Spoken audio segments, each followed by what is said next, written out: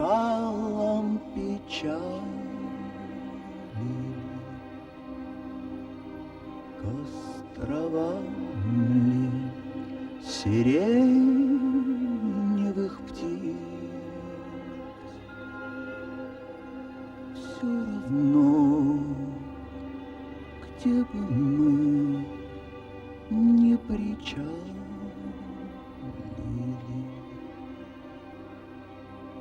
не поднять нам с тобой ресниц.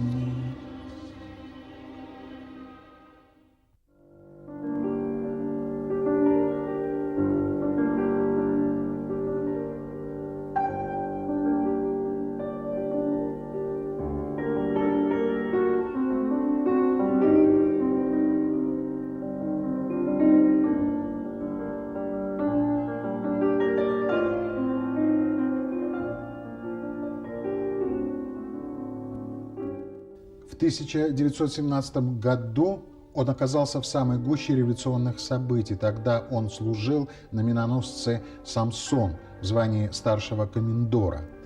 «Самсон» после боев с германскими кораблями был направлен в революционный Петроград, но из-за неудобного своего положения он не произвел залпов по Зимнему дворцу. Как известно, это сделал крейсер «Аврора». Команда «Самсона» сошла на берег и присоединилась к революционным матросам и солдатам, штурмовавшим Зимний дворец. В 1952 году революционный матрос станет президентом Академии наук БССР. Он станет выдающимся ученым, ему присвоят звание Героя социалистического труда. И те, кто с ним работал, знал его, с благодарностью будут вспоминать и вспоминают его. А звали его Василий Купревич.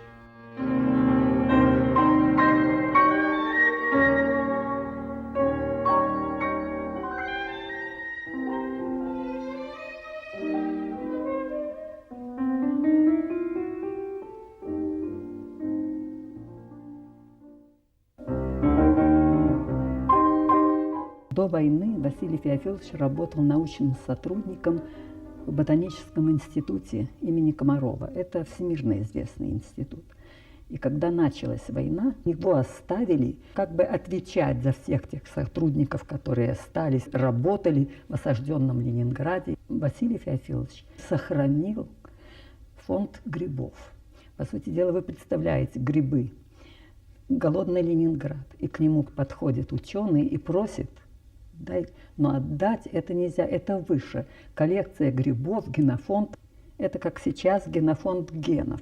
Василий Феофилович, конечно, понимая все это, выводил всех своих сотрудников. Собирали они ягоды, морожка, все, что можно было собрать, хоть какое-то съедобное, они собирали, сушили и так далее. И вот таким образом они прожили этот год.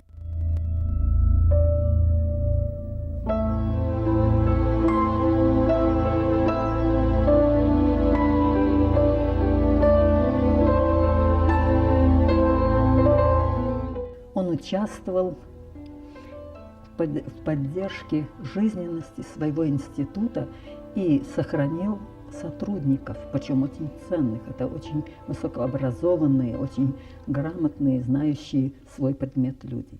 В 1942 году, когда открылась дорога ледовая, вы знаете, через Ладожское, он вывез институт.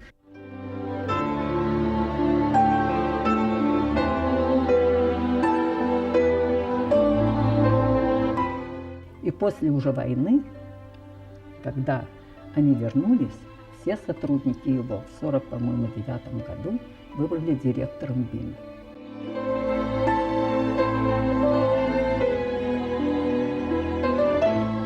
В 1952 году он приехал сюда, и его избрали президентом. Василий Феофилович подбирал очень серьезно кадры. Он считал, что в то время большего внимания заслуживает развитие физики и химии. И подбирал ученых, которые могли бы возглавить и руководить этими направлениями. По сути дела, он создал Ну, не только национальную академию, это само собой. Самое главное, как я понимаю, он создал научный интеллект республики.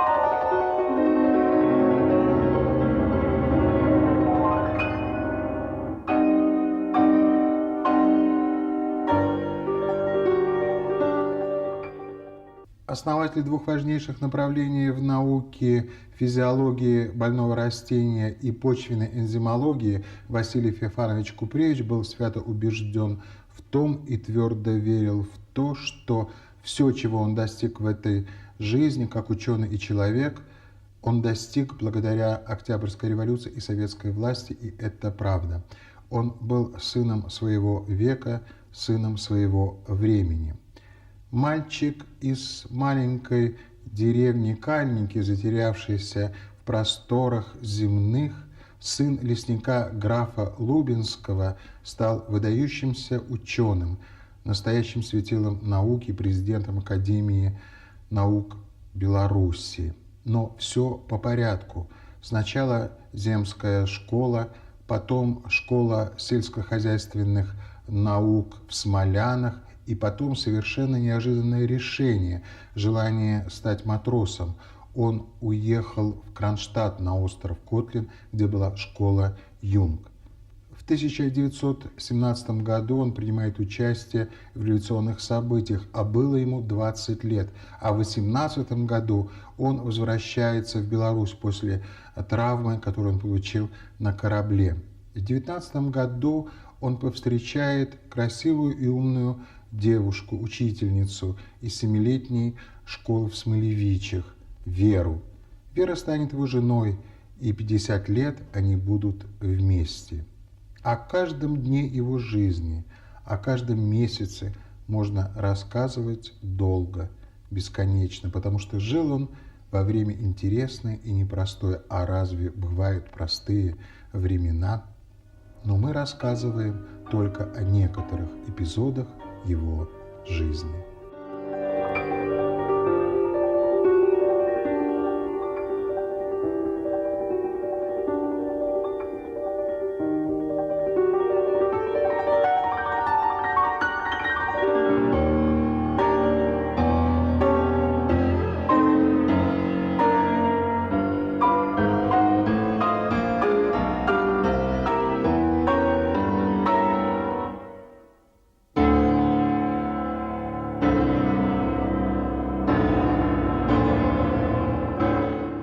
Я первый раз увидел Василия Феофиловича Купревича, будучи сотрудником отдела физики и математики Академии наук. Я закончил аспирантуру в Ленинграде и в 1954 году вернулся в Минск. Василий Феофилович уже проработал несколько лет. Ну, мне, так сказать, представился он как, конечно, очень солидный человек, интеллигентный. Он выступал не по бумажкам, очень красиво, ярко говорил, даже о простых вещах мог сказать очень интересно. Казался он мне суровым довольно, и мы, как сказать, молодые люди, конечно, не решались там ему представляться или встречаться с ним. И близкая встреча произошла в 1958 году, когда Василий Феофилович, меня, заместителя директора Института физики, включил в состав делегации на вторую международную конференцию по мирному использованию атомной энергии, которая проходила в Женеве. И было время, так сказать, побеседовать с Василием Феофиловичем. Он с интересом рассказывал, как он был балтийским моряком, как они в кубриках прятали марксистскую литературу, назревала революция. В общем, я тогда понял, что он не такой суровый, что он довольно такой общительный человек, и с которым можно вот мне, молодому человеку, вести разговор, беседовать. Вот с этого времени как-то Василий Феофилович обращал уже внимание на меня больше.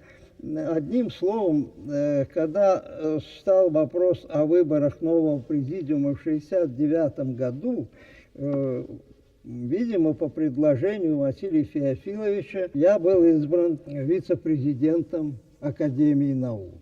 Василий Феофилович очень был порядочный, принципиальный человек. Для него важнее, чем дело и развитие Академии, по сути дела, не было.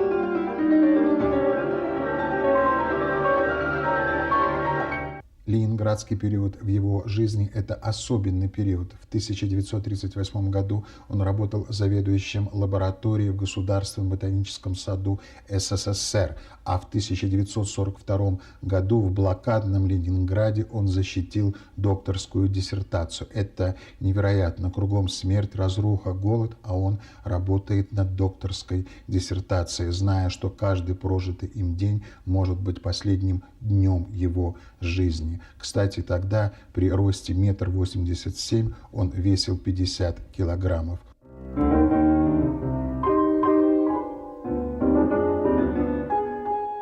Он работал для будущего. И это подвиг Купревича как ученого и как человека. В 1944 году его назначают директором Государственного ботанического сада СССР, и он активно работает над проблемами биологии и экологии растительного мира. А в 1952 году для белоруса Василия Купревича начинается новый белорусский период. Он возвращается на родину и в 1952 году избирается президентом Академии наук БССР.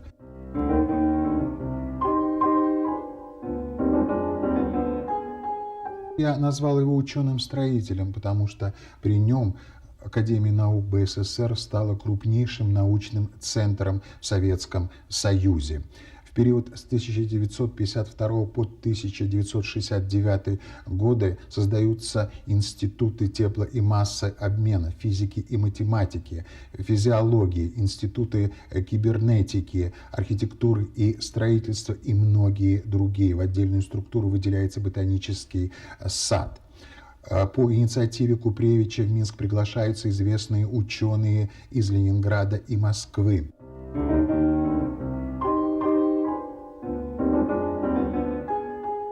Крепнут связи с союзными академиями наук и с центрами науки зарубежья. Академия строится и расширяется. И во всем этом самый большой, самый значительный вклад его, Василия Феофиловича Купревича.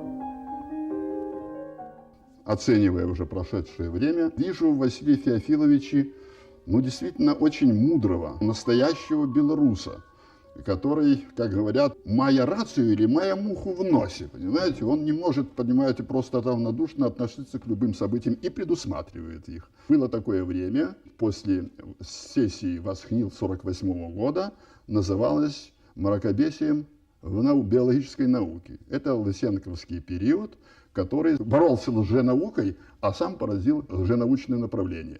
Оно заключалось в том, что вопреки законам биологическим, они были вымышлены. Требовалось как будто бы социалистическим сельским полям какие-то сорта.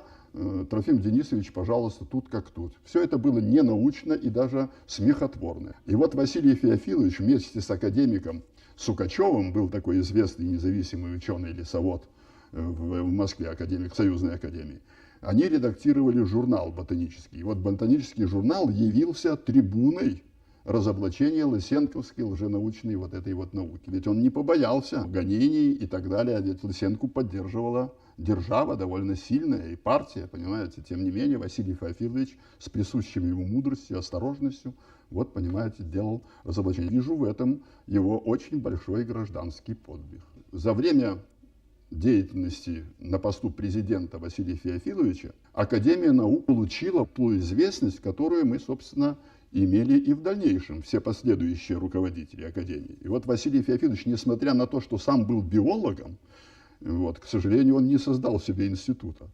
Институт имени Купревича – это наш институт. Василий Феофилович здесь в аспирантуре учился, но деятельность он занимал в самостоятельном отделе. Так вот, видите, не создавал себе научно-исследовательское учреждение, а создавал в Академии наук новую структуру с перспективой на будущее. В свое время был спущен на воду сухогруз академик Купревич.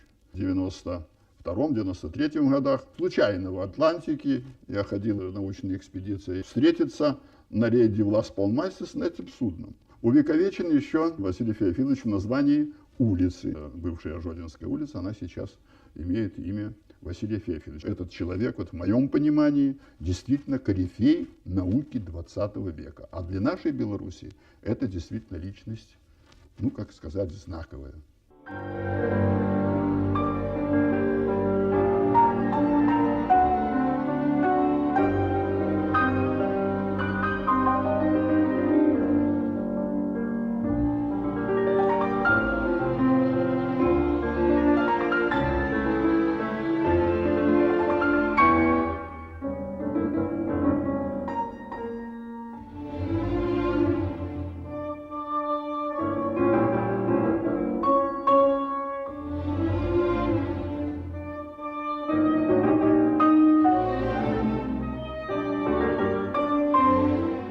Каким его запомнили те, кто знал его?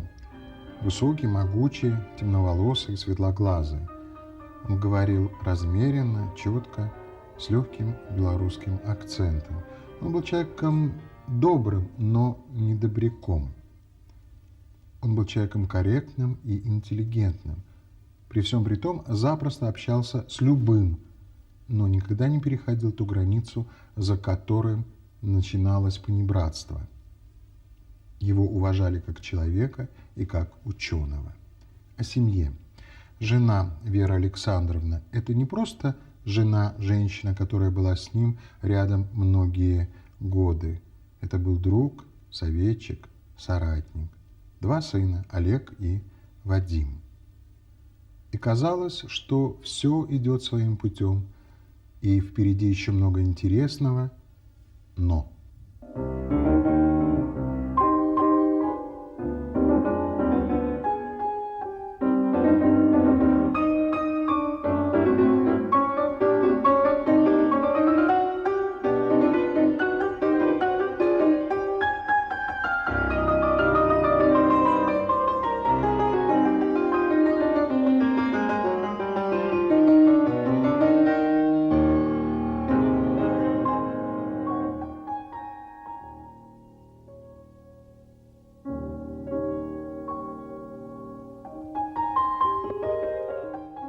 У маёй творчай біяграфіі ёсць адзін шчаслівы момант.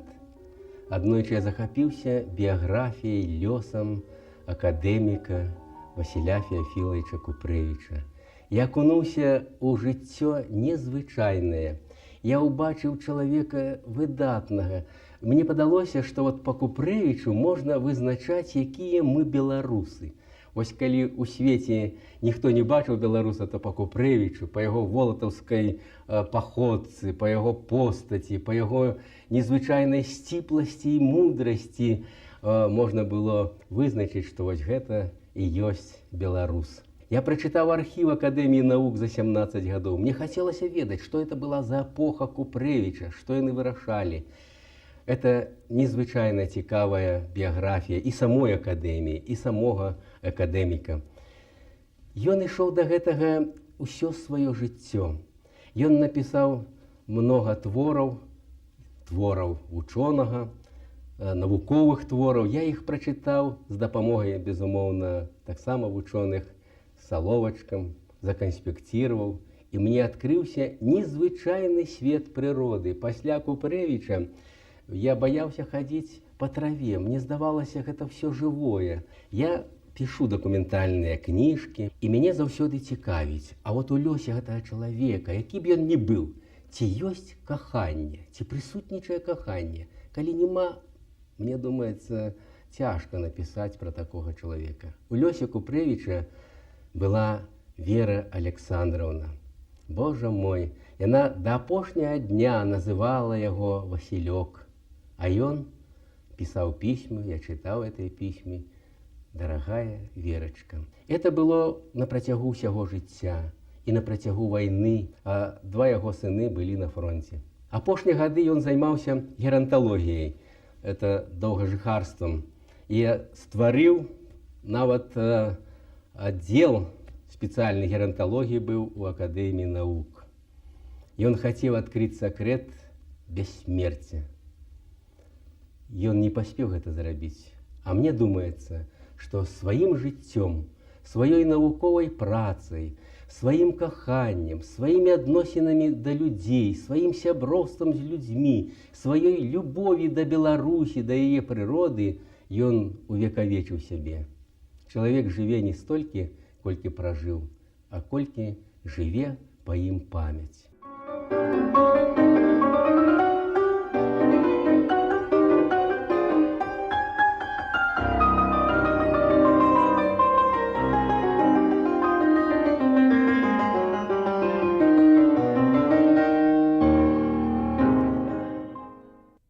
Начало марта 1969 года Василий Феофилович поехал в командировку в Москву, чтобы принять участие в общем ежегодном собрании Академии наук СССР.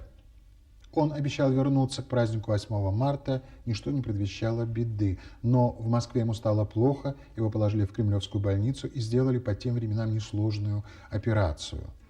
В Москву приехали его жена Вера Александровна, сыновья Олег и Вадим. В те дни в печати был опубликован указ о присвоении Купревичу звания Героя социалистического труда. Он был счастлив, он получил много поздравлений. Все было хорошо, и все внезапно оборвалось. 17 марта 1969 года он умер. Диагноз – забрюшинное кровоизлияние клеток и отек легких. Это было невероятно, в это было трудно поверить. Его именем названы улица, школа, научно-исследовательский институт и теплоход. Он похоронен на восточном кладбище белорусской столицы, и на постаменте его памятника надпись: «Матрос Октябрьской революции, президент Академии наук Василий Феофилович Купревич».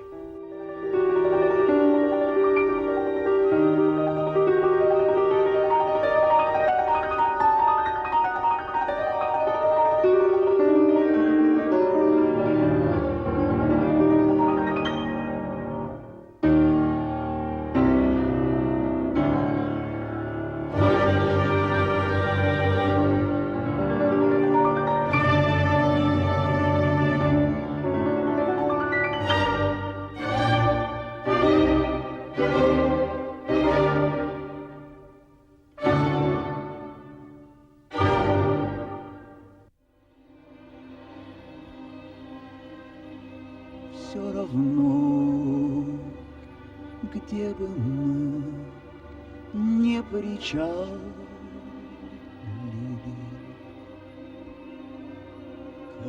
караван сиреневых птиц к мысу радости, к скалам печали.